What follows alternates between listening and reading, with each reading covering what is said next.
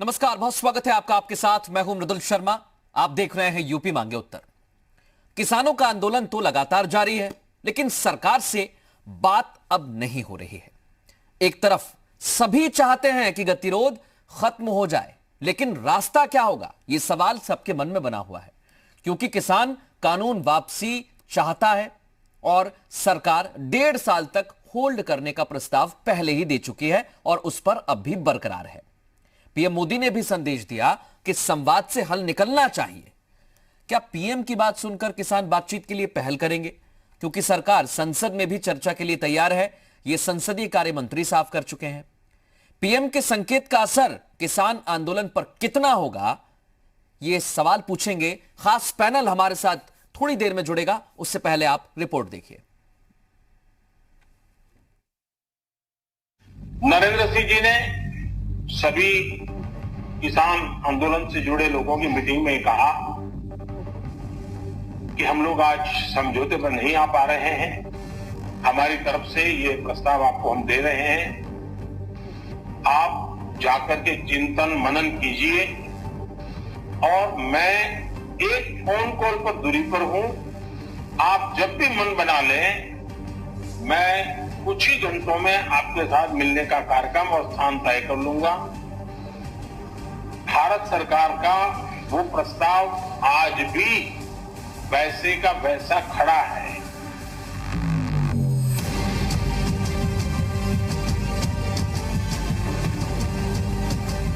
PM Modi ने सर्वदलीय बैठक में फिर साफ किया कि सरकार बातचीत के लिए तैयार है। कृषि मंत्री ने 22 जनवरी को जो प्रस्ताव दिया, उस पर किसान विचार करेंगे। इसे सकारात्मक पहल के तौर पर देखा जा रहा है। लेकिन मन की बात में पीएम मोदी ने 26 जनवरी की घटना का जिक्र करते हुए कहा कि इस घटना से देश दुखी हुआ। दिल्ली में 26 जनवरी को तिरंगा का अपमान देख देश बहुत दुखी भी हुआ।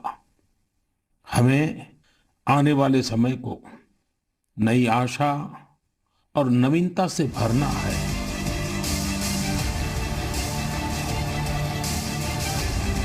पीएम के बयानों से ऐसा लग रहा है कि सरकार उसी प्रस्ताव पर फिर चर्चा के लिए तैयार है, लेकिन विपक्ष को ऐसा नहीं लगता। कांग्रेस ने कहा पीएम को इतने दिन बाद किसान की याद आई, तो समाजवादी पार्टी ने इसे दिखावा करार दिया। देश के प्रधानमंत्री मन की बात करते हैं। आज उन्होंने बहुत दिनों के बाद किसानों की बात की।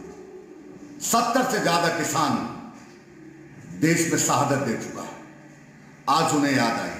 प्रधानमंत्री जी के पास इतना वक्त है कि वो गुजरात के किसानों से बात कर सकते हैं। वो भारतीय जनता पार्टी से जो जुड़े हुए किसान हैं, जो उनके संगठन से जुड़े हुए किसान हैं, उनसे बात कर सकते हैं। लेकिन दिल्ली बॉर्डर पर बैठे हुए किसानों से बातचीत करने का हमारे प्रधानमंत्री जी के पास समय नहीं है। तो इन सारी चीजों से देख के पता लगता है कि प्रधानमंत्री जी जनता को भ्रमित कर रहे हैं। प्रधानमंत्री जी नहीं चाहते हैं इस समस्या का समाधान हो। पीएम की बात को सच बताते हुए बीजेपी ने कहा कि सरकार ने समाधान के हर रास्ते को खोल रखा है। कल प्रधानमंत्री जी ने जो कहा कि एक फोन कॉल की दूरी पर है, निश्चित रूप से लगातार आंदोलन शुरू होने से लेकर आज तक सरकार बहुत ही संवेदनशीलता से किसानों की मांगों पर भी विचार किया है और किसानों से वार्ता भी कर रही है।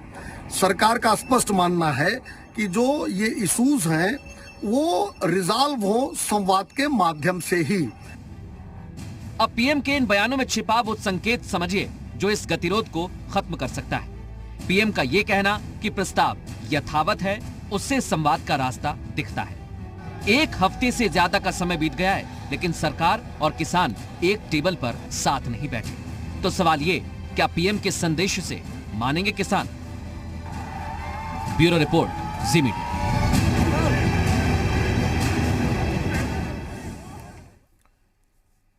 सीधे रुख करेंगे तमाम खास मेहमान हमारे साथ जुड़ गए। आलोक अवस्थी हमारे साथ जुड़े हुए हैं, प्रवक्ता हैं बीजेपी का पक्ष रखेंगे। अब्दुल हाफिज गांधी हमारे साथ जुड़ गए समाजवादी पार्टी का पक्ष रखने के लिए। वीरेंद्र सिंह हमारे साथ जुड़े हुए हैं, पूर्व में मंत्री रहे हैं, कांग्रेस का पक्ष रखेंगे। और अजय अनमोल किसान नेता के तौर पर हमारे साथ जुड़ गए। आप सभी का बहुत स्वागत यूपी मांगे उत्तर में। सबसे पहले मैं अजय अनमोल जी आपके पास आ रहा हूं। प्रधानमंत्री की बातों से आपको लगता है कि एक बार फिर बातचीत होनी चाहिए? उन्होंने कहा कि एक कॉल दूर है, आप फोन करिए, बातचीत होगी।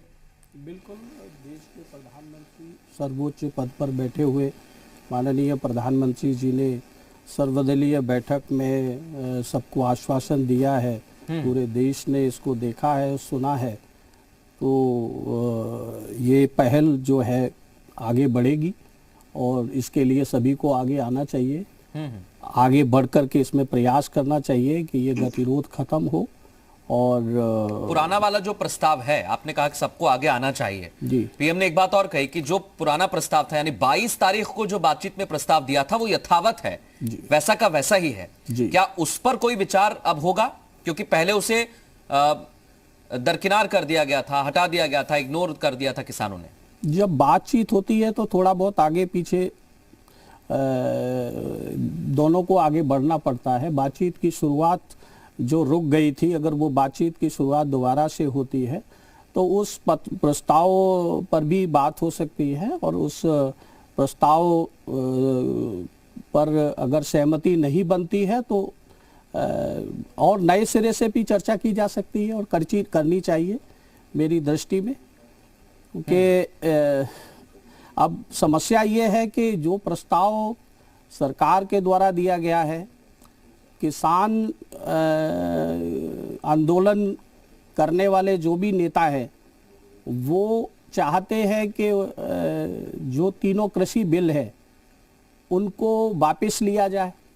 सरकार कहती है कि उसमें जो भी गलत है, किसानों के खिलाफ आपको लगता है, उसमें हम संशोधन करने के लिए तैयार हैं, हमें संशोधन बताइए, हम संशोधन करने के लिए तैयार हैं।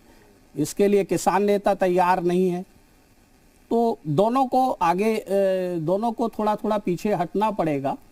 आलोक अवस्थी जी, दोनों को थोड़ा थोड़ा पीछे हटना पड़ेगा। हटेंगे आप? कोई नया प्रस्ताव आएगा? देखिए, अनमोल जी ने बहुत सार्थक चर्चा करी है, मैं उनको धन्यवाद दूंगा। लेकिन सरकार पीछे कहाँ हटी? सरकार तो सामने, उन्होंने पहले से ही किसानों के साथ खड़ी है। जितने भी किसानों के मामले में 2014 के बाद नरेंद्र मोदी जी ने एक आधारभूत परिवर्तन किया है किसानों की सुविधाओं के लिए, चाहे वो मृदा परीक्षण कार्ड रहा हो, चाहे उनको सॉइल टेस्टिंग करके जो है उनको कौन सी फसल कहाँ पर होगी उसकी सुविधा देना हो, चाहे उनको जो यूरिया मिलता था, लाइन लगती थी, उसको नेम वोटिंग करके उनको सर्वसुलभ कराया हो। किसानों के लिए अन्य तमाम योजनाएं चलाई गई हैं जो उनके हित में रही हैं। ये कानून भी जो उनके किसानों के नेता, बड़े नेता महेंद्र सिंह टिकैत थे, चौधरी चरण सिंह जी थे, हमेशा कहते आए थे कि किसानों के लिए बाजार खुलना चाहिए, किसान खाली एक मंडी का और बिचौलियों का गुलाम होकर नहीं रहना चाहिए। सरकार ने वही किया था। आज आपको समझ में नहीं आया तो सरकार ने अपनी वार्ता में भी यही कहा था कि आप वर्ड टू वर्ड आप हमसे बात कर लीजिए, एक एक पॉइंट पे हमसे आप डिस्कस कर लीजिए, जहां परिवर्तन करना होगा हम परिवर्तन कर देंगे। ये तो नियम किसानों के लिए बना है। लेकिन जब राजनीतिक दल के कार्यकर्ता पीछे उसमें से लग गए, जब राजनीतिक दल के लोगों ने उनको भड़का दिया और राजनीतिक दल के कार्यकर्ता उसमें शामिल हो गए, तो आपने उसका अंजाम देखा। दिल्ली में आज तक ऐसा कभी हुआ नहीं कि हमारे देश का अपमान हुआ हो, झंडे का अपमान किया गया, पुलिस वालों को मारा गया, पीटा गया, तमाम तरह के हथियारों का प्रयोग हुआ, ट्रैक्टर को टैंक की तरह से उपयोग किया गया। कभी हमने इसकी कल्पना की थी कि क्या किसान हमारा जवान पे हमला करेगा? जिन किसानों के घर से आज देश के जवान हमारे देश की रक्षा कर रहे हैं, तमाम पुलिस फोर्स में लोग देश में किसानों के घरों से गए हुए हैं, वो क्या सोच रहे होंगे कि हमारे किसानों के नाम पे ये कौन से अराजक तत्व आ गए? देश का किसान संतुष्ट है और मोदी जी ने साफ साफ कहा है कि 26 जनवरी की घटना से मैं बहुत दुखी हूं, मुझे ये अपमान महसूस हुआ है। इसके लिए उन्होंने अपनी संवेदना भी प्रकट करी है और किसानों से कहा भी है कि कृषि मंत्री ने यह कह रखा था जब आखिरी बार मीटिंग हुई थी कि आप जब भी मुझे कॉल करेंगे मैं मीटिंग के लिए उपलब्ध हूं, मैं आपके पास आने के लिए तैयार बैठा हूं, आप मुझे बताइए कि आपका बैठने वाले हैं। ठीक है, मुझे लगता है ये बिल्कुल कहा गया, लेकिन अभी बात नहीं हुई है। 22 तारीख के बाद अब तक बात नहीं हुई है आलोक जी, और यही सबसे बड़ी समस्या है, क्योंकि उसके बाद आंदोलन में बहुत उतार चढ़ाव देखने को मिले हैं। तो सबसे अहम समस्या तो यही है कि बात कैसे होगी। आपने तो कह दिया फोन कॉल पर दूर हैं, लेकिन फोन तो आया नहीं ना अभी तक। देखिए, ये कोई नाक की लड़ाई नहीं है। देश को कैसे बढ़ाया जाए, देश विश्व में कैसे विश्व गुरु बने, ये हम उसका प्रयास कर रहे हैं। किसान हमारे अन्नदाता है, हमारे माई बाप है, हमारे सर आंखों पे है। सिख हमारा देश का जो है शौर्य है, जिसने हिंदू धर्म की रक्षा कर लिए अपने को बलिदान किया है, तमाम सिखों की कहानी है। तो सरकार की या बीजेपी की या किसानों की या सिखों की कोई लड़ाई नहीं है। सिर्फ कुछ लोगों के द्वारा गलत तरीके से जो चीजें प्रस्तुत की गई है, ये उसकी वजह से ये गतिरोध उत्पन्न हुआ है। आपने देखा होगा कि इसके पहले भी जब पूरा बैठक हुई थी, 10वीं बैठक के बाद श्रीमान राहुल गांधी जी ने एक प्रेस कॉन्फ्रेंस करी और उसके बाद 11वीं बैठक फेल हो गई। आपको मैं और इतिहास में ले जाना चाहूंगा, जब सीएए का कानून बना था, नागरिक संशोधन अधिनियम, तो यही राहुल गांधी और श्रीमती सोनिया गांधी ने रामलीला ग्राउंड से एक रैली करी थी और वहां से जो उन्होंने आह्वान किया था उससे पूरे देश में आग लग गई थी।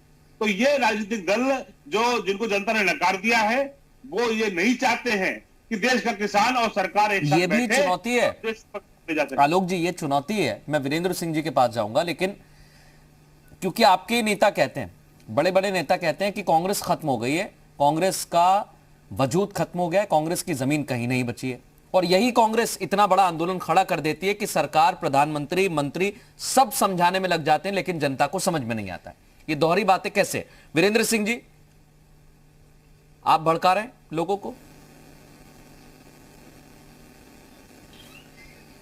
सबसे पहले तो मैं अवस्थी जी को धन्यवाद दूंगा कि कम से कम उन्होंने इतना तो माना कि कांग्रेस इतनी मजबूत है कि उनके एक आह्वान पर पूरे देश में आग लग जा रही है। इसमें भी मैं अपनी बात कहना चाहता हूं कि प्रधानमंत्री जी, अगर आपके एक आह्वान पर आग लग रही है तो इसमें मैं धन्यवाद देना चाहता हूं। आग ना लगे, नहीं, उन्होंने माना कि कांग्रेस इतनी मजबूत है, इतनी मजबूत है कि उसके एक आह्वान पर पूरे देश में आग लग रही है, इन्होंने माना। जबकि प्रधानमंत्री तो कहते हैं कि कांग्रेस का अस्तित्व समाप्त कर देंगे। तो मैं जो कहना चाहता हूं कि प्रधानमंत्री को इस बात के लिए मैं धन्यवाद दे रहा हूं कि कम से कम 67 दिन के बाद प्रधानमंत्री जी ने पहल की कि एक फोन कॉल पर हम दूर हैं और किसानों से वार्ता कर सकते हैं। 12 दौर की बैठक हो चुकी, 12 दौर के बैठक में एक बार भी माननीय प्रधानमंत्री जी ने पहल नहीं की और वो 12 दौर की वार्ता जो है बेकार साबित हुई। इस सरकार ने पुलिस बल का प्रयोग किया, अपने पार्टी के कार्यकर्ताओं से डरा धमका करके किसानों को हटाने का प्रयास किया। जब इन सब सारी चीजों से जब वो समझ गए कि ये किसान इस आंदोलन को डराने से, धमकाने से या एफआईआर करने से नहीं हटेंगे, तो प्रधानमंत्री जी ने एक नया पैतरा खेला है कि हम एक टेलीफोन कॉल पे दूर हैं और वार्ता के लिए तैयार हैं। हमारा भी मानना है कि बिना वार्ता के किसी भी समस्या का हल नहीं हो सकता है, लेकिन ये सरकार अच्छी नियत से, साफ मन से अगर किसानों के साथ वार्ता करे तो किसान अपने हित की बात कर रहा है, किसान सरकार के लिए नहीं बात कर रहा है कि सरकार का नुकसान हो। सरकार, किसान अपने हित के लिए बात कर रहा है और अपने हित की बात सरकार से कर रहा है कि इस तीनों किसान बात तो कर रहा है, लेकिन जैसा आपने कहा वीरेंद्र जी कि ये पैतरा है, नया पैतरा है। अगर आप इसे पैतरा बताएंगे, वीरेंद्र जी आप सुनिए, तो अगर आप इसे पैतरा बताएंगे तो फिर यही बात हो जाएगी ना कि कांग्रेस भड़का रही है। वही तो आलोक जी कह रहे हैं। आप कहिए ना कि प्रधानमंत्री से बात करने जाएं, अगर आपकी सुन रहे हैं किसान तो। मैं तो कह रहा हूं कि लेकिन प्रधानमंत्री साफ मन से तो जाएं, अच्छी नियत से तो बुलाएं। ये केवल मुद्दों से लोगों का दिमाग भटकाने के लिए और सिंपैथी हासिल करने के लिए यदि प्रधानमंत्री जी मुझे एक चीज समझ में नहीं आती, बात कहते हैं वीरेंद्र जी, तो मुद्दों से ध्यान भटकाने के लिए किसानों का भी मुद्दा ही है। अगर महंगाई पर बात होगी तो उस पर भी वो मुद्दा ही कहलाता है। यहां पर ना ध्रुवीकरण हो रहा है किसी का, ना किसी धर्म की बात हो रही है, यहां तो किसानों की बात हो रही है। तो कहां मुद्दे से भटका रहे हैं? और मुद्दे से जो भटका रहा है उसे भटकाना भी नहीं चाहिए, क्योंकि सब चाहते हैं कि ये आंदोलन खत्म हो। देखिए, किसान इस देश का अन्नदाता है और हर व्यक्ति को वो रोटी देता है। नहीं देता है सर, रोटी जो है डिजिटल इंडिया से इसमें कोई इनकार नहीं कर रहा है कि वो रोटी नहीं देता है, लेकिन ये कहना है बीजेपी का कि कुछ सीमित राज्यों का किसान अगर प्रदर्शन करेगा तो क्या सारा रोटी का ठेका उन्होंने ही उठाया है? सारा रोटी का ठेका क्या कुछ राज्यों के पास ही है? देश में हर जगह से अन्न आता है ना सर। ऐसा नहीं है। ऐसा नहीं है, पूरे देश का किसान आंदोलित है और पूरे देश में इस बात के लिए किसानों के अंदर भय है कि जो नया कानून आया है वो उनको कंगाल कर देगा। ये भय क्यों है? ये भय क्यों है? अजय अनमोल जी कुछ कह रहे हैं। अजय अनमोल जी आपकी बात पर कह रहे हैं, उसके बाद तुरंत अब्दुल हाफिज गांधी साहब आपके पास आ रहा हूं। अजय अनमोल जी, ये भ्रम क्यों है? कहां से आ गया ये भ्रम? देखिए, माननीय कांग्रेस पार्टी के प्रवक्ता महोदय जो बोल रहे हैं कि पूरे देश में किसानों में को भय है, तो ये भय पैदा किया जा रहा है। उदारीकरण का जनक डॉक्टर मनमोहन सिंह जी को ही कहा जाता है। जो इसकी जो शुरुआत थी खुली मंडी की व्यवस्था का पक्षधर तो डॉक्टर मनमोहन सिंह को ही कहा गया है। तो ये जो गलत प्रचार किया जा रहा है कि मंडी अगर ओपन हो जाएगी, मंडी का एकाधिकार खत्म हो जाएगा तो किसान तबाह हो जाएगा। ये कानून किसानों के पक्ष में है कि ज्यादा उसकी विक्रेता ज्यादा आ जाएं उसके माल के, तो कंपटीशन का माहौल बनेगा, प्रतिस्पर्धा में एक अच्छा मूल्य किसान को मिलेगा। ये लड़ाई तो हम लोग 30-40 साल से किसानों की लड़ते ही आए हैं, कांग्रेस के राज्य में भी लड़ते आए हैं और अन्य शासक जो भी रहे हैं उनके शासन में भी लड़ते आए हैं। तो जो बात किसान नेता पूरे देश के मांग जो करते आए हैं वो ये सरकार लेके आई है कि खुली व्यवस्था आनी चाहिए। कुछ लोगों का, कुछ आड़तियों का जो मंडी में एकाधिकार है वो समाप्त होना चाहिए। तो देश के किसानों को तो इसका स्वागत करना चाहिए, लेकिन अगर आप राष्ट्रीय पार्टी सबसे बड़ी वजह है। और अगर सरकार अजय जी, क्योंकि आपने कहा कि देश के किसानों को स्वागत करना चाहिए, किसान स्वागत कर रहा है, कुछ लोग विरोध कर रहे हैं। आ रहा हूं वीरेंद्र जी, अब्दुल हाफिज गांधी साहब, लेकिन प्रधानमंत्री कहते हैं कि हम इसे 18 महीने तक होल्ड भी कर सकते हैं। जी एक बार मैं अब्दुल हाफिज गांधी साहब को ले आऊं चर्चा में सर, जवाब देना चाहता हूं। बिल्कुल, आपको मैं मौका दूंगा। अब्दुल हाफिज गांधी साहब भी बैठे हुए हैं, उनको चर्चा में ले आता हूं।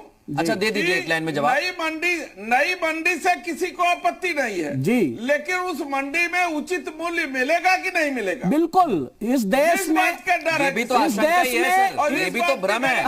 ले सरकार। अभी तक ये डॉक्टर मनमोहन सिंह जी से जाके पूछिए, अभी तक इस देश में खुली बाजार व्यवस्था के मूल्य के अलावा कोई और दूसरी इस देश में नीति बनी नहीं है। ठीक है, मैं इस पर चर्चा करूंगा। अजय जी, मनमोहन सिंह ने किसी एक व्यक्ति को पूरा बाजार नहीं दिया था, तो यहाँ पर भी किसी एक को नहीं मिल रहा है वीरेंद्र जी, ये भ्रम ना फैलाएं। वीरेंद्र जी, यही तो भ्रम है, यहाँ पर किसी एक को नहीं मिल रहा है। एक मिनट अजय, जो आप बात कर रहे हैं वही मैं बता रहा हूँ। बिल्कुल वीरेंद्र जी, अगर आपके पास सुविधा है, एक मिनट सुनिए तो वीरेंद्र जी, आपके पास सुविधा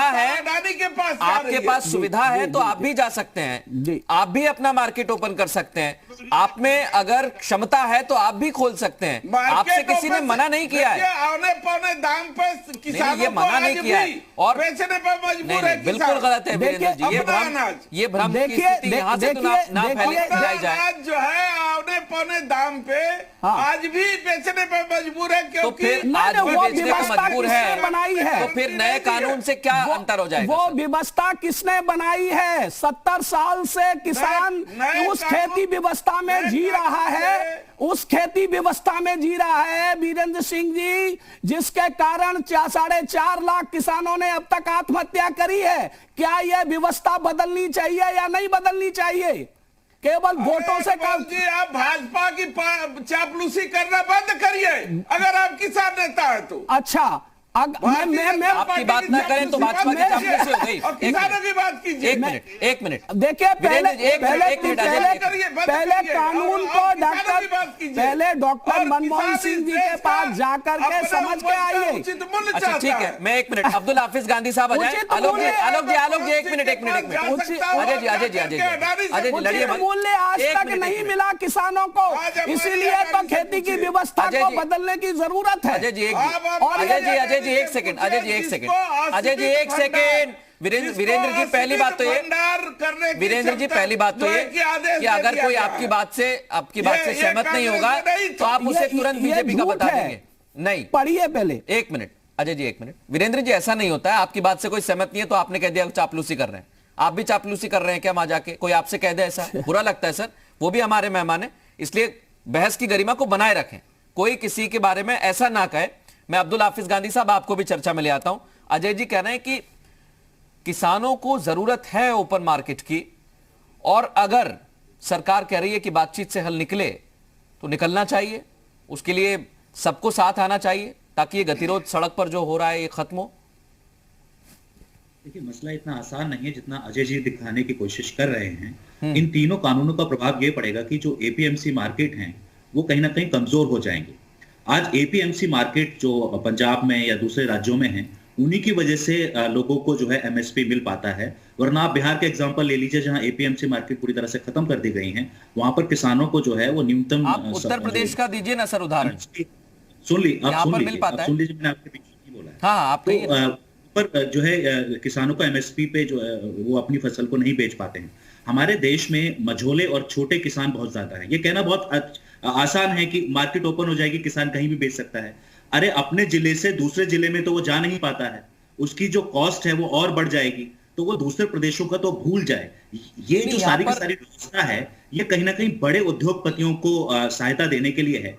इसलिए आप देखिए कि कानून के आने से पहले बड़े बड़े उद्योगपति अपने स्टोरेज फैसिलिटी खोल के बैठे हुए हैं। बिल्कुल गलत। फिर मैं सर गलत चीजें यहाँ से तो बिल्कुल नहीं जाने दूंगा मैं। यहाँ से तो बिल्कुल नहीं जाएगी अब्दुल हाफिज गांधी साहब, यहाँ से गलत चीज बिल्कुल नहीं जाएगी, क्योंकि हम हर एक पक्ष को रखते हैं, ये हमारी जिम्मेदारी है, भले ही कोई कुछ भी कहे।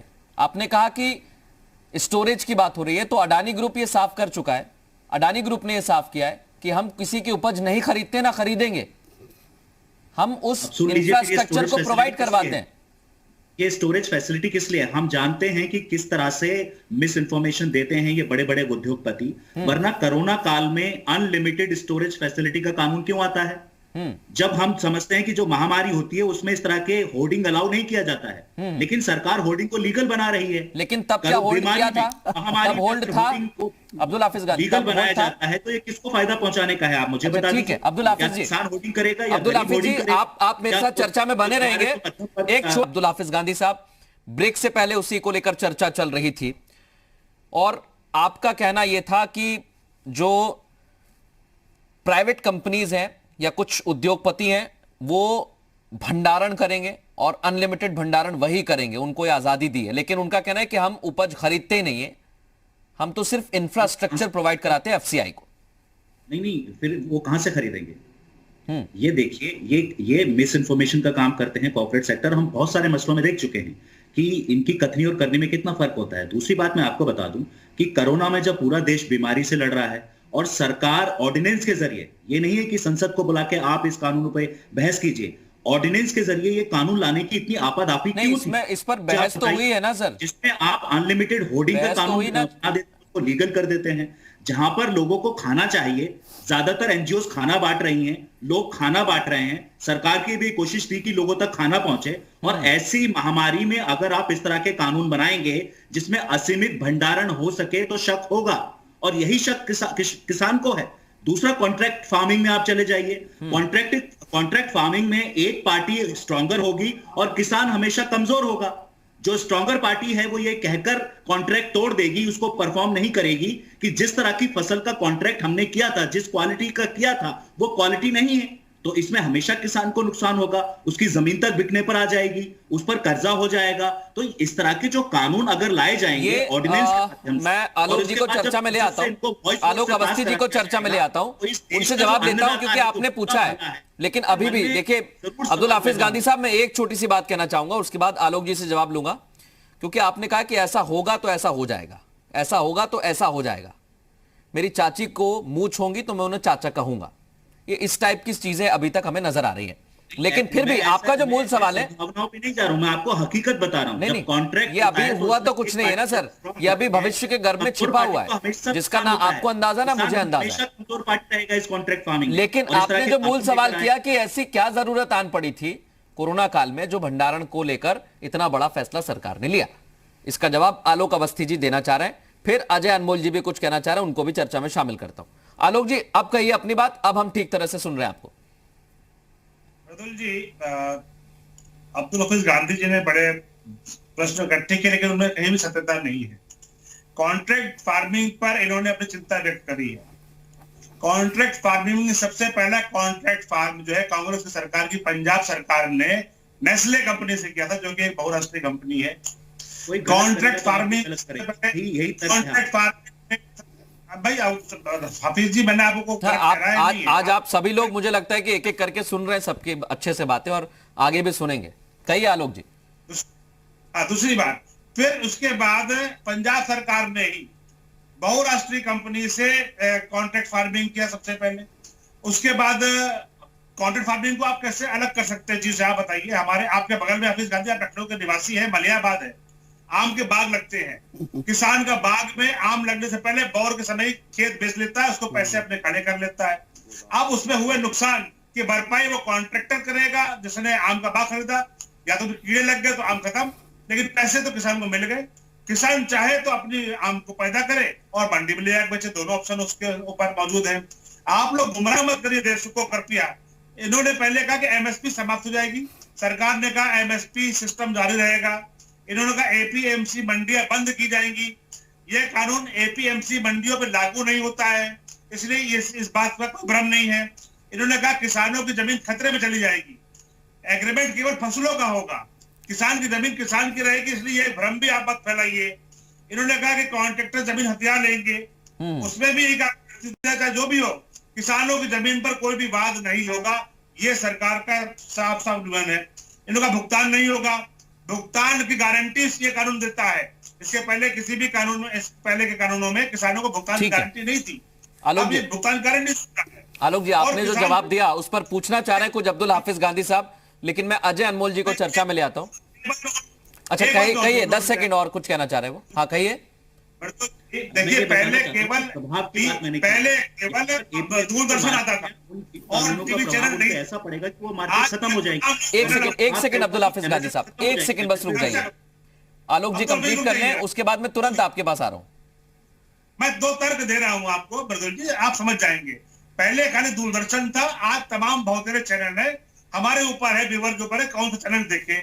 उसी तरीके से किसान की मंडी है, मंडी में किसान चाहे तो अपनी मंडी में फसल बेच ले, चाहे वो कॉन्ट्रैक्ट के आधार पर फसल बेच ले, चाहे वो दूसरे जिले में जाकर फसल बेच ले, चाहे वो अपना एक किसानों का ग्रुप बना करके विदेश में फसल बेच ले। उसके बाद तमाम ऑप्शन है। हमने कोई चीज रोकी नहीं है, हमने अलग से संसाधन उपलब्ध कराए हैं, उसकी मर्जी पर छोड़ा है। ठीक है, अजय अनमोल इस पर क्या कह रहे हैं? अजय अनमोल जी भी कुछ कहना चाह रहे हैं। देखिए हमारे, एक मिनट अब्दुल हाफिज गांधी साहब, एक सेकंड रुक जाइए सर, मैं तुरंत आ रहा हूं। अजय अनमोल जी भी आपकी बात पर भी कुछ कहना चाह रहे हैं और आलोक अवस्थी जी की बात पर भी कुछ कहना चाह रहे हैं। हमारे समाजवादी पार्टी के जो प्रवक्ता है उन्होंने बड़ी चिंता प्रकट की है कि जो स्टॉक सीमा समाप्त हो जाएगी तो फिर बड़े हालात खराब हो जाएंगे, गरीबों को राशन कैसे मिल पाएगा, कुछ बड़े आदमी और बड़े आदमी बन जाएंगे, वो स्टॉक कर लेंगे।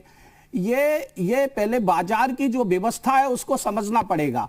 आवश्यक एक ये कानून भी है कि आवश्यक वस्तु अधिनियम को निष्प्रभावी किया जा रहा है। ये आवश्यक वस्तु अधिनियम है क्या? आवश्यक वस्तु अधिनियम बनाया ही गया था किसानों को मारने के लिए। किसानों की बढ़ती कृषि उपज की कीमतें जब बढ़ती तो महंगाई के नाम पर सरकार इस कानून का इस्तेमाल करती आई। आजादी जब से ये बना है तब से अब तक, और किसानों की जो कीमत कृषि उपज की कीमतें हैं वो गिराती आई। इसकी वजह से अधिक उत्पादन अधिक नुकसान के फार्मूले पर हमारे देश की खेती चलती रही। जब कीमत कम हुई कि अधिक हो गई तो सरकार ने स्टॉक सीमा लगा के, जिला बंदी लगा के, प्रदेश बंदी लगा के, जोन बंदी लगा के, निर्यात बंदी लगा करके किसानों की उपज की कीमत गिराई और उसको कभी कभी फेंकने के लिए मजबूर होना पड़ा, कभी कभी अपनी फसल को जलाने के लिए मजबूर होना पड़ा। तब कोई भी राजनीतिक पार्टी, कोई भी दल नहीं आया कि इस देश में यह भी कानून बनना चाहिए कि अगर किसान की कोई चीज की कीमत गिरती है तो उसकी भरपाई, अगर उसे लागत मूल्य नहीं मिलता है तो उसकी भरपाई सरकार करेगी। ऐसा भी कानून इस देश में होना चाहिए। तो ऐसा तो कोई कानून नहीं था, केवल एक कानून था, आवश्यक वस्तु अधिनियम, जो किसान की कृषि जिंसों की कीमत को गिराने के लिए ही बनाया गया था और उसी की वजह से किसानों को आत्महत्याएं करने के लिए मजबूर होना पड़ा। हम लोग 30 से 40 साल से किसान आंदोलन कर करके ये कहते आए हैं कि ये लाइसेंस कोटा परमिट सिस्टम खत्म होना चाहिए, ये जोन बंदी और प्रदेश बंदी, ये सीमा बंदी, तो इन कानूनों से ये खत्म हो रहा है, ये खत्म है, इन कानूनों से खत्म हो रहा है, ये कानून, इस कानून से ये निष्प्रभावी हो रहा है। तो इस जिसकी हम लोग मांग करते आए हैं वो अगर हमें मिल रहा है तो इसके लिए फिर तमाम पार्टियों को ये दर्द क्यों हो रहा है? किसानों को सच्ची बात, सही बात क्यों नहीं बताई जा रही है? ये कानून, अजय अनमोल जी ने जो बात कही है उसका जवाब मैं वीरेंद्र सिंह जी और हाफिज गांधी साहब दोनों से लेना चाहता हूं, क्योंकि उन दोनों से ही सवाल किया है। पहले अब्दुल हाफिज गांधी साहब आप कह दीजिए, वीरेंद्र जी आप भी हाथ उठा रहे हैं, वो भी हाथ उठा रहे हैं, पहले अब्दुल जी जवाब दे दें, उसके बाद तुरंत आपके पास आ रहा हूं। देखिए, एसेंशियल कमोडिटीज एक्ट होर्डिंग को इमरजेंसी सिचुएशन में मना करता है। बाढ़ आ गई बहुत खतरनाक या कोई इस तरह की सिचुएशन नहीं, जहां पर अनाज की बहुत ज्यादा आवश्यकता है, नहीं, वहां पर आपको जो है होर्डिंग करने के लिए मना करता है। नहीं, बाकी अगर इस तरह की सिचुएशन नहीं है तो आप होर्डिंग कर सकते हैं। महंगाई के नाम पर किसानों को मारने के लिए, महंगाई के नाम पर किसानों को मारने के लिए सरकार ने आवश्यक वस्तु अधिनियम कानून का हमेशा दुरुपयोग किया और इसकी वजह से इस देश का किसान हमेशा तबाह होता रहा। ठीक है, कभी आंदोलन नहीं हुआ इसके खिलाफ, किसी भी पार्टी ने नहीं किया। एक बार सुन लेते हैं अब्दुल हाफिज गांधी साहब को। एसेंशियल कमोडिटीज एक्ट होर्डिंग को इमरजेंसी सिचुएशन में मना करता है, जब कोई विपदा आती है तब मना करता है। उसके अलावा तो होर्डिंग की जा सकती है लीगल, लेकिन ये जो कृषि कानून है ये आपदा में भी होर्डिंग करने के लिए कह रहे हैं, कोरोना जैसी महामारी में भी होर्डिंग करने के लिए कह रहे हैं। नहीं, इसमें एक फ्लॉज है, एक आपत्ति है। अब्दुल हाफिज गांधी साहब, मुझे ऐसा लगता है कि एक बार फिर आलोक अवस्थी जी जो कह रहे हैं वो आपको सुनना चाहिए, क्योंकि उनका कहना यह था कि इस पूरे कानून में जो कानून बनाया है उसमें यह प्रावधान है कि जब ऐसी सिचुएशन आएगी या हाई प्राइस जाएंगे 50% तक तो उसका होल्ड जो है खत्म कर दिया जाएगा। उन्होंने ये बात पहले भी चर्चा में कही है, 100% से ऊपर। हाँ, ये अजय अनमोल जी ने भी कही है। मैं एक बार फिर कोशिश करूंगा कि वो इस पर जवाब दें, लेकिन वीरेंद्र सिंह को भी मैं चर्चा में ले आता हूं। वीरेंद्र सिंह जी भी कुछ कहना चाह रहे हैं। वीरेंद्र सिंह जी, अजय अनमोल जी ने जो कहा कि हम तो इसी की मांग कर रहे थे, यही तो हमें चाहिए था, अब इसे भटकाया जा रहा है। देखिए, अजय अनमोल जी एक तरफा बात कर रहे हैं। अभी अजय अनमोल जी को यह भी पता होगा कि मार्केट में 100 रुपए से ज्यादा कीमत पे दाल बिक रही है, जबकि किसानों के अरहर के दाम वो 30 से 40 रुपए किलो के हिसाब से जो है कि खरीदी जा रही है। ठीक, अब मैं बता दूं, सरसों का दाम, चाहे वो मकई का दाम हो, ये जो है कि समाजवादी पार्टी के प्रवक्ता जी ने जो एक चिंता व्यक्त की है, उसमें हम इस बात को जोड़ना चाहते हैं कि जब बड़े प्लेयर इस खेल में आ जाएंगे और उनको अनलिमिटेड जो है भंडारण की क्षमता होगी, तो आप गेहूं चावल छोड़ दीजिए। गेहूं चावल की बात के अलावा भी तमाम ऐसे कमोडिटी हैं जिसका भंडारण असीमित कर लेंगे और वो गरीब किसान और वो तमाम मजदूर जो खेतों में काम करते हैं और उनकी प्राइस वो तय करेंगे, और जब प्राइस तय करेंगे तो वो महंगाई की मार देश की जनता ही जो है। आपने मुझे दाल का उदाहरण दिया, हम दूसरी बात मैं एक चीज पूछना चाह रहा हूं मैं, क्योंकि आपने दाल का उदाहरण दिया कि बड़ी बड़ी कंपनीज में दाल आ जाती है, जो किसान को अरहर का या कोई भी दाल वो बेचता है उसका जो दाम मिलता है वो अगर हम मॉल में जाकर या कहीं दुकान से जाकर दाल खरीदते हैं तो बहुत ज्यादा होता है। इस पर आप ही के नेता राहुल गांधी कहते हैं, संसद में ये बयान दिया है उन्होंने, कि मैं चाहता हूं कि बीच का जो आदमी है वो खत्म हो जाए, बिचौलिया खत्म हो जाए, डायरेक्ट कंपनी का किसानों से टाई अप हो। तो ये कानून तो वही कह रहा है, डायरेक्ट टाई अप हो। गरीब के नाम पर किसानों को मारने का अधिकार किसने दे दिया है? सुनिए, गरीब के नाम पर किसानों को तबाह करने का, किसान को बर्बाद करने का अधिकार कहां से मिल गया है? असीमित भंडारण की बात नहीं कही है भाई, असीमित भंडारण की बात नहीं कही। जब भंडारण ज्यादा करने और असीमित भंडारण जब दाल का होगी तो दाल की प्राइस वही तय करे। ठीक है, सरसों की होगी तो सरसों के तेल की कीमत वही तय करेगा। मैं आलोक जी आपके पास आ जाता हूं, क्योंकि देखिए यहाँ भ्रम की स्थिति ना फैले। हमारी कोशिश है, देखिए वीरेंद्र जी, आज तक आप वीरेंद्र जी सुनिए तो सही मेरी बात। पुलिस लगा के धमकाया। नहीं। लेकिन इसके बावजूद देखिए, फिर इधर उधर की बात नहीं, अभी कानून पर चर्चा चल रही थी और किसी ने नहीं धमकाया। प्रधानमंत्री जी ने उनको वीरेंद्र जी आप किसान आंदोलन का पहले इतिहास समझिए। हम नारायण दत्त तिवारी के जमाने से किसानों की गोलियां खाते आ रहे हैं। हम लोग उस जमाने से लड़ते आ रहे हैं। सन 88 का आंदोलन हमने देखा है, सन 80 का शरद जोशी का प्याज का आंदोलन देखा है, जब निर्यात पर रोक लगाई गई थी महाराष्ट्र में। सन 80 का आंदोलन, टिकैत का 88 का आंदोलन हमने देखा है। किसी ने गाजियाबाद बॉर्डर पे जिस तरीके से व्यवहार हुआ है, हमने कोई किसान को रोते हुए नहीं देखा। आप पहले इतिहास और इंटरनेट आप पहले किसान देखा। आप पहले किसान एक मिनट सुनिए तो सही वीरेंद्र जी और अजय जी, आपको पहले किसान आंदोलन का अजय जी एक सेकंड वीरेंद्र जी और सरकार वीरेंद्र जी बात करना चाहती है। सुनिए तो सही सर, करना चाहती है। 1 मिनट सुनिए तो सही। किसान दबने वाले नहीं है। अच्छा कह दीजिए अजय जी, कुछ आलोक जी कहना चाह रहे हैं। सुन लीजिए, आपने अब तक जो व्यवस्था बनाई है, कृषि व्यवस्था बनाई है, वो फेल हो चुकी है। उस व्यवस्था में कुछ बचा नहीं है। 4.5 लाख किसानों ने आत्महत्या की है। तो अब नई व्यवस्था तो लानी पड़ेगी। नई व्यवस्था का अभी 7 साल में कितने लोगों ने आत्महत्या किया है? मैं बता देता हूं। भारतीय जनता पार्टी के शासन काल मैं बता देता हूं सर, कितनी हत्या की है, कितनी आत्महत्या की है, कितनी आत्महत्या बदलने की जरूरत है उसको। आज आपने आलोक अवस्थी जी को मैं चर्चा में ला रहा हूं। आलोक जी ऐसा तो है नहीं कि हम पहली बार चर्चा कर रहे हैं। एक सेकंड वीरेंद्र जी सुनिए, जिसको जो देखना है वो उसी का चश्मा ना पहने।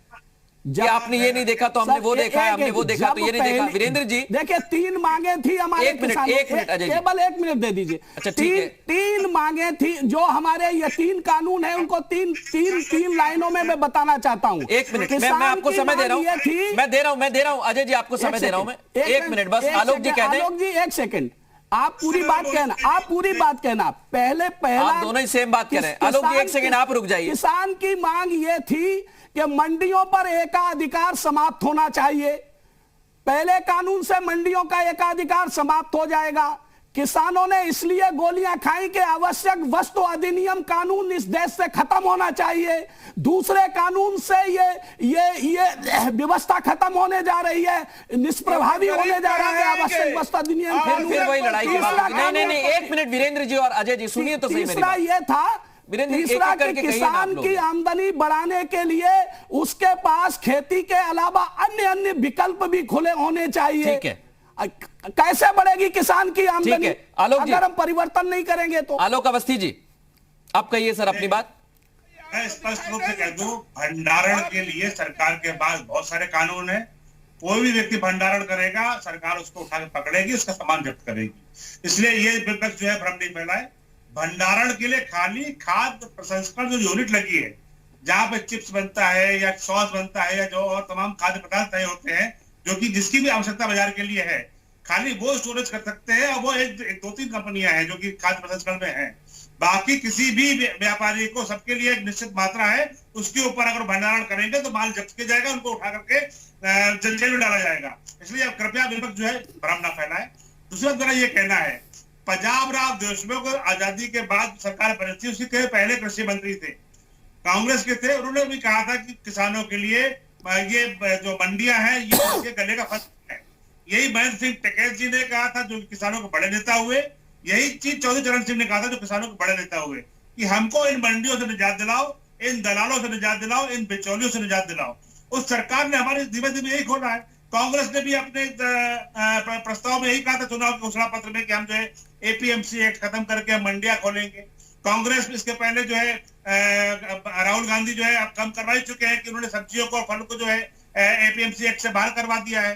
तो सीधी सी बात यह है कि कांग्रेस कड़वा थू और मीठा गप करना चाहती है। जो काम वो खुद कर रही थी उसका भी भांडा हमारे सर पे फोड़ रही है। हम किसानों को दुश्मन नहीं है, कोई भी राजनीतिक दल जो है नहीं, किसानों का दुश्मन कोई नहीं है, लेकिन किसानों का हितैषी बनने की सबकी होड़ लगी हुई है और किसानों को यही समझना होगा कि कौन उनका हितैषी है, यही समझना होगा। अब्दुल हाफिज गांधी जी, क्या आपको जो भ्रम जो लग रहा था भ्रम वो आलोक जी दूर कर पाए? जनता ने हाशिए में पहुंचा दिया है। वो प्रावधान चाहिए, कहा है कि कुछ कमोडिटीज पे ये कानून नहीं लगेगा, कुछ कमोडिटीज पे लगेगा। मेरी समझ से इस तरह का कोई भी डिफरेंशिएशन नहीं किया गया है। दूसरी बात मैं आपको बता दूं कि अभी ये कांग्रेस की बात कर रहे थे, मैं कांग्रेस का कोई प्रवक्ता नहीं, लेकिन इनको मैं बता दूं कि 2001 में जब माननीय प्रधानमंत्री जी चीफ मिनिस्टर हुआ करते थे गुजरात के, उन्होंने भी केंद्र सरकार को एक लेटर लिखा था जहां उन्होंने कहा था कि एमएसपी कानून के दायरे में आनी चाहिए। तो आज वो प्रधानमंत्री हैं, आज जब किसान आंदोलन की यह मांग है कि एमएसपी को कानूनी दायरे में लेकर आइए, तो प्रधानमंत्री जी को कौन रोक रहा है कि वो एमएसपी को कानूनी दायरे में लेकर आए? दूसरी बात, अभी जो अजय जी बोल रहे थे कि वो कानून किसान आंदोलन का इतिहास बता रहे थे, तो जो राकेश सिंह टिकैत जी जो कर रहे हैं, जो दूसरे किसान नेता कर रहे हैं, वो आंदोलन नहीं कर रहे हैं इनके हिसाब से? क्या उनको आंदोलन की हिस्ट्री नहीं पता है? क्या उनको कृषि कानूनों के बारे में जानकारी नहीं है? किसानों को क्या इन्होंने इतना भोला भाला और नासमझ समझ लिया है कि उनको कानूनों की कोई जानकारी नहीं है और वो 2 महीने से तो आप क्या अजय अनमोल जी को किसान नहीं मानते क्या? अब्दुल हाफिज गांधी जी, किसानों को अपने अब्दुल हाफिज जी, आप अजय अनमोल जी को किसान नहीं मान रहे क्या? क्या अजय जी को ही पूरा इतिहास पता है? नहीं नहीं, अगर उनको पता है तो अजय जी को कुछ तो पता होगा ना सर। किसान आंदोलन का इतिहास नहीं पता है तो देखिए, जो किसानों की मांग है, मैं समझता हूं कि अब्दुल हाफिज जी, अगर आप उसको सर पूरे आंदोलन को अगर आप देखेंगे और उस तस्वीर को अगर आप देखेंगे, अब्दुल हाफिज जी सुनिए तो सही मेरी बात, अगर आप उन्हें किसान मान रहे हैं तो क्या आप अजय जी को किसान नहीं मान रहे हैं? वो भी किसान ही है ना। देखिए, अभी तक तो बहुत सारे लोग जो सिंघू बॉर्डर पर बैठे थे उनको कह रहे थे चंद किसान हैं, लेकिन 26 जनवरी को कहने लगे कि ये कहां से आ गए, इन्होंने ये कर दिया वो कर दिया। तो अभी तक कुछ दिन पहले तक तो आप बहुत सारे लोग, सर मुझे ये समझ में नहीं आता, ये क्लियर नहीं हो पा रही है चीजें। 26 जनवरी को बहुत सारे लोग आ गए, फिर ये कहा जाता है कि 50 से 60 आदमी लाल किले में था, ज्यादा संख्या वहां पर नहीं थी। ये नैरेटिव ना जाने क्यों सेट किया जा रहा है। देखिए अगर संख्या ज्यादा थी तो ज्यादा थी। मैं इतिहास में पीछे आ रहा हूं, एक सेकंड आ रहा हूं आलोक अवस्थी जी। देखिए इतिहास में, अच्छा ठीक है, अजय जी खुद जवाब दे रहे हैं। प्रवक्ता साहब, समाजवादी पार्टी के प्रवक्ता साहब आदरणीय मुलायम सिंह यादव जी ने तयवजारी सिस्टम खत्म किया, हम लोगों ने उसका स्वागत किया जहां किसानों का शोषण होता था। माननीय मुलायम सिंह जी ने जो है हिंदी में आदेश करने का काम किया। सुनिए मेरी बात सुनिए। आप देख रहे हैं तीन जो मैं वही कह रहा हूं, मैं ये कह रहा हूं कि 3 कानूनों की जो बात इस देश के अंदर हो रही है, इतिहास सबको पता है। आदरणीय चौधरी महेंद्र सिंह टिकैत, शरद जोशी, नंजुदास स्वामी, भूपेंद्र सिंह मान, बिपिन भाई देसाई, हिंदुस्तान के सब लोगों ने कहा है कि मंडियां किसानों की कत्लगाह है जहां किसानों को काटा जाता है, लूटा जाता है। इनसे यहां पर एकाधिकार खत्म होना चाहिए। सभी नेताओं ने अब तक जो आंदोलन किए हैं, ये कहा है कि आवश्यक वस्तु अधिनियम किसान की उपज की कीमत गिराने के लिए हथियार के रूप में काम करता है। सरकार का ये हथियार छीनना चाहिए, ये समाप्त होना चाहिए और किसान की खुशहाली के लिए किसान की कृषि खेती के अलावा भी अन्य विकल्प जब तक किसान को नहीं मिलेंगे उसकी आमदनी नहीं बढ़ेगी, इसके लिए काम होना चाहिए। तो ये चीजें, ये जो चीजें आज तक कही गई है वो खत्म नहीं हो जाएगी। लंबे समय से मांग थी ये और इस पर सरकार को बरकरार रहना चाहिए। ये फिर भी कुछ किसान नेता इस आंदोलन को लेकर आगे बढ़ रहे हैं। तो सवाल यही है कि बीच का रास्ता क्या होगा? अब्दुल हाफिज गांधी साहब, आप भी ठीक कह रहे हैं, हम आपको नकार नहीं रहे, आप अपना पक्ष रख रहे हैं, अजय जी ने अपना पक्ष रखा, जो गाजीपुर बॉर्डर या सिंघू बॉर्डर पर धरना प्रदर्शन चल रहा है वो अपना पक्ष रख रहे हैं, लेकिन सवाल यही है कि बीच का रास्ता क्या निकलेगा? ऐसे अगर अपना पक्ष रखते रहेंगे तो ऐसे दिन और साल और महीने बीतते जाएंगे, कोई हल नहीं निकलेगा। लेकिन इसका हल निकलना चाहिए, थोड़ा सा वक्त नहीं है, इसलिए इस चर्चा को यहीं समाप्त करना होगा। बहुत शुक्रिया आप चारों मेहमानों का इस चर्चा में शामिल होने के लिए।